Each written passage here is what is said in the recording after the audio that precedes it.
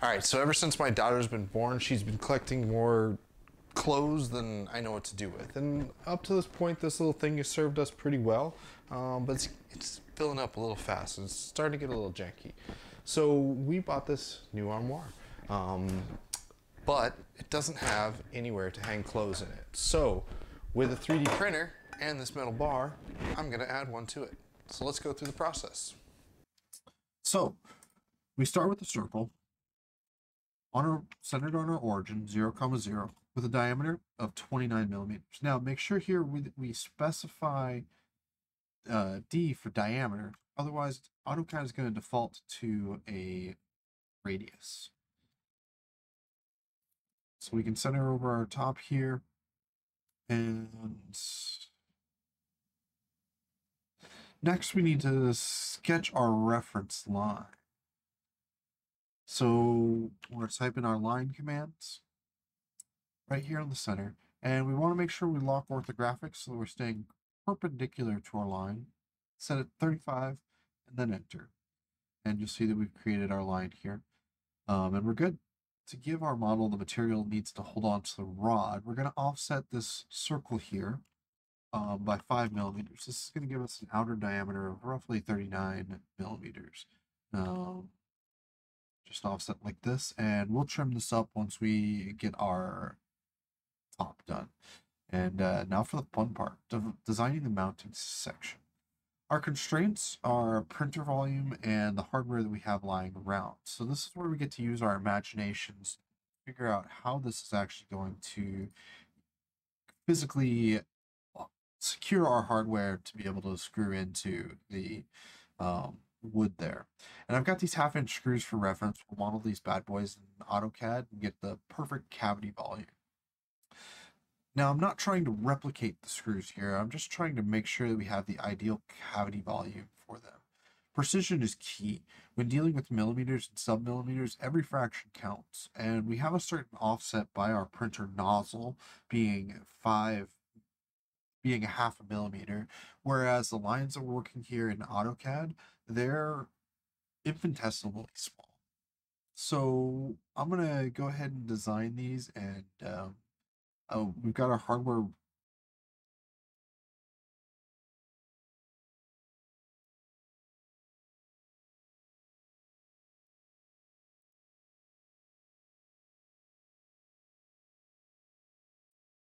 right, now we've got our hardware ready.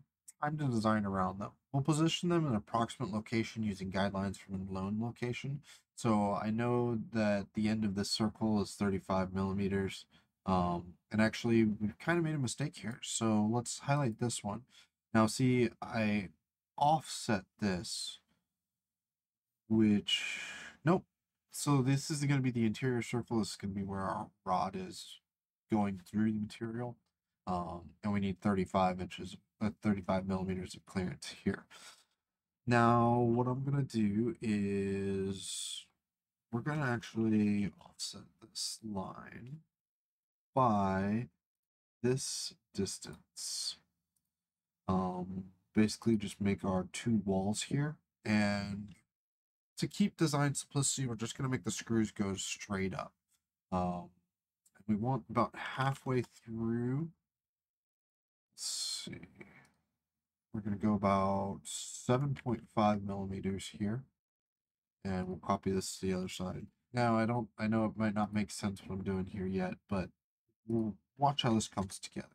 I'm essentially building guidelines, right? I'm making the outside shapes of my object so that I can move stuff into a position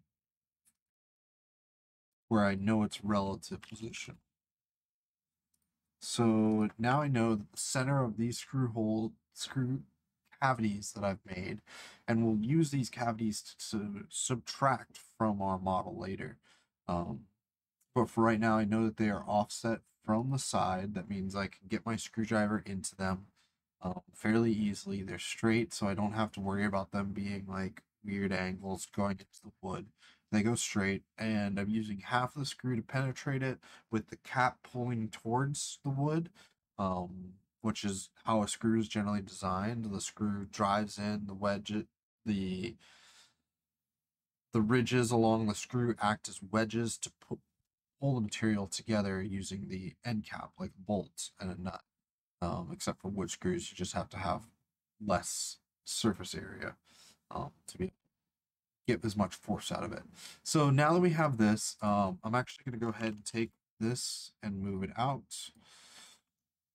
And then move this out. And we're going to do one more thing here. We're going to take both of these lines and we're going to copy them. We could actually just move them, but I'm going to go ahead and copy them up to this height here. So now this is where the top, this is essentially going to be our little leg of plastic that's going to connect the, it's going to connect everything together. And we can actually even further onto this, bring this perpendicular here and here, and take my line and draw it across here. And you can see I kind of already have everything coming together, but now I need to use my trim command. So I'm going to take my trim command. I'm just going to select everything because there's a lot of stuff that I want to. And took a second to think about that. I'm just going to have to manually select everything because I don't want to select the screws and stuff. And so we can use the green one or we can use the, this is fine. I want to take off this, I want to take off this, and I want to take off this. And now we can see that our shape is forming up. It's still a bunch of lines. It's not joined together yet. So what we can actually do is we can create regions. So I'm going to go ahead and just select all of these again. And it's kind of annoying. You can replace these lines if you want to. But I'm just going to select each one. Make sure the blue line's all the way around. Cool. So I see two regions were created. I have this region. I have this region. So I'm going to subtract. I want to subtract from this one. There we go. And now we'll see this. So when I actually extrude this model, you can see that this is now roughly a 3D model. Now we want to kind of determine our height. So I've already essentially have our width here. So if I can measure this line, I want to measure geometry. I want to measure a distance from here to here. This is 15. Perfect. Love working in even numbers.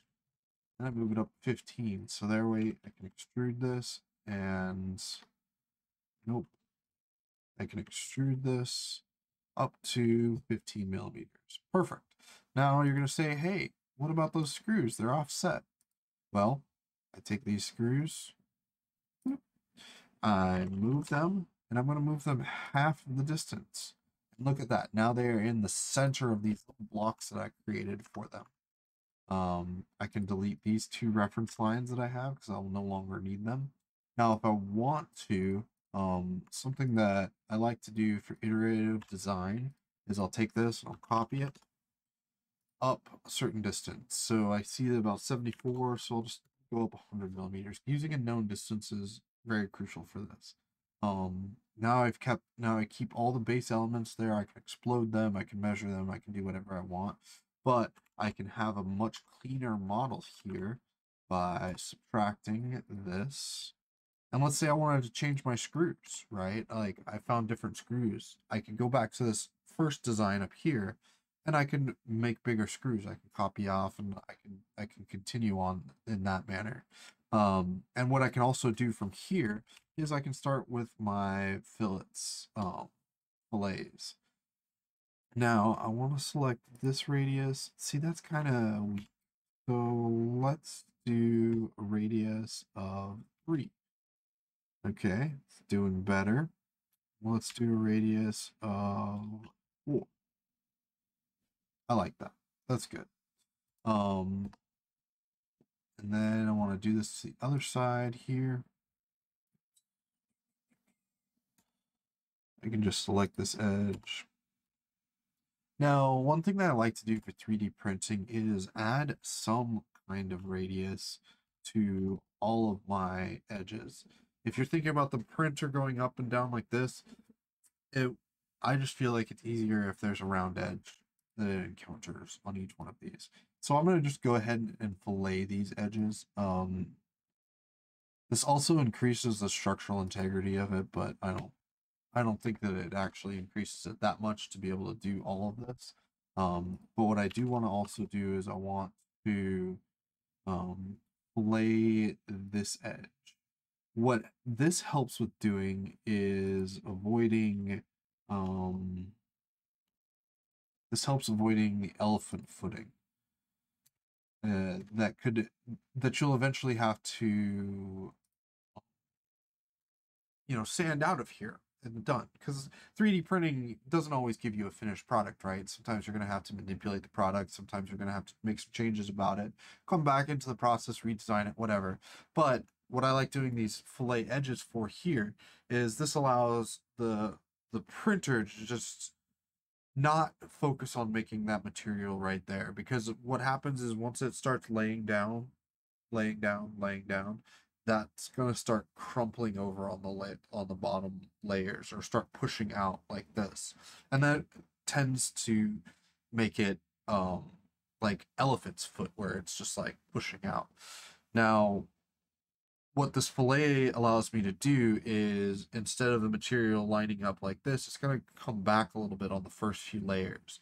And then that means when it comes on the second layers and it's actually pressing it down, it's not going to push the material out as much.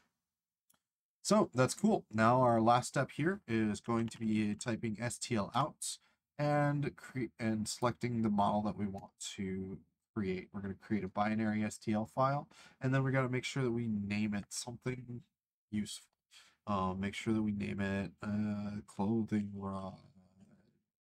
Okay. Cool. Done. All right. Save. Perfect. Now, let's see if we can get into some printing. And finally, the exciting part, we send our design to the 3D printer. It's as easy as loading up Cura, selecting our file, and here we're going to actually duplicate this. So multiply object, number of copies. I want to make one copy. Yes, I want to reposition them.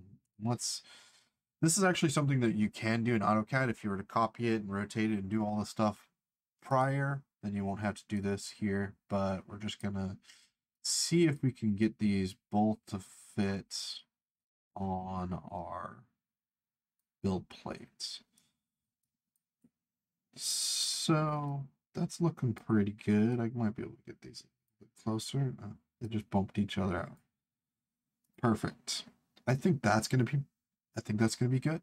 All right, so this print is gonna take about 1.5 hours. It's gonna be 4.1 meters or 33 grams of plastic. I'm using a layer height of 0.012, shell thickness of 1.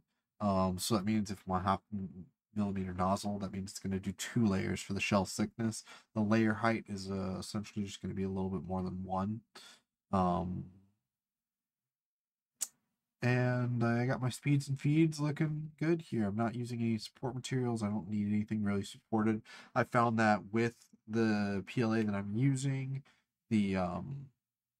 I don't really need much support material around small screw holes. And let's control. So I'm gonna send this off to the printer. See it pop up there again. Ooh. Vroom vroom. One last thing I do want to just check in this model. Now I can do this afterwards. My infill. So I'm using a pretty standard infill of 1D%. I don't think I need much material. What I do want to make sure is that just where it lined up in the grid, that I'm actually having support here. I think we could probably deal with the 25% here, and that just increases the infill, wow, by a lot. We can actually go with 22%. Yeah, I would go with 23. Now, see, nothing that I've done changed here anything. If I was to print here, I would print the old configuration. I would not print this one. So I need to make sure I close this window, go back to control, You'll hear the printer spin up again. Now it has this profile that I've just made with the 23% fill density. So if you have problems with your printer doing something like this, then that's usually why, is you've made changes, but you didn't send that information to the printer. So to send information to the printer, we need to go to control. Yep. So let's give it some time to get warmed up and get going.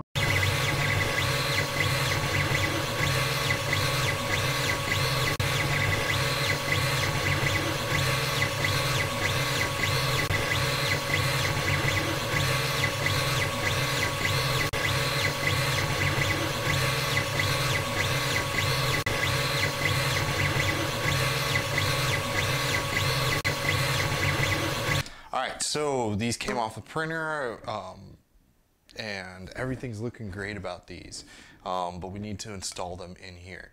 Now, one of the problems that I actually encountered when I was testing this is, one, the countersinks aren't deep enough, and two, I need a really long bit to actually drive the screws into these. But I fortunately have all of those things. These are things that we might take into our iterative design process. We also might want to, redesign it and make something that's more economical or works better. But from a rapid prototyping standpoint, this is why 3D printing is so useful, is I can literally just make these. Oh man, they have problems, but we can fix them, and I can get it installed relatively easily. So let's go ahead and do that.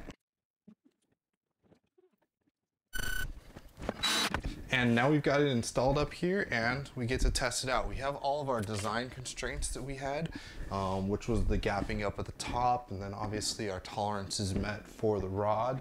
The holes that we used for the screws were a little bit too small, so we might actually want to make sure that we update our block whenever we redesign using those screws. But we can see it works flawlessly. We don't have any problems, and we can just hang up our clothes in here. Shuts the door, and now we don't need to see clothes everywhere. All right, thanks so much for watching. Make sure to like and subscribe, and check back for more content.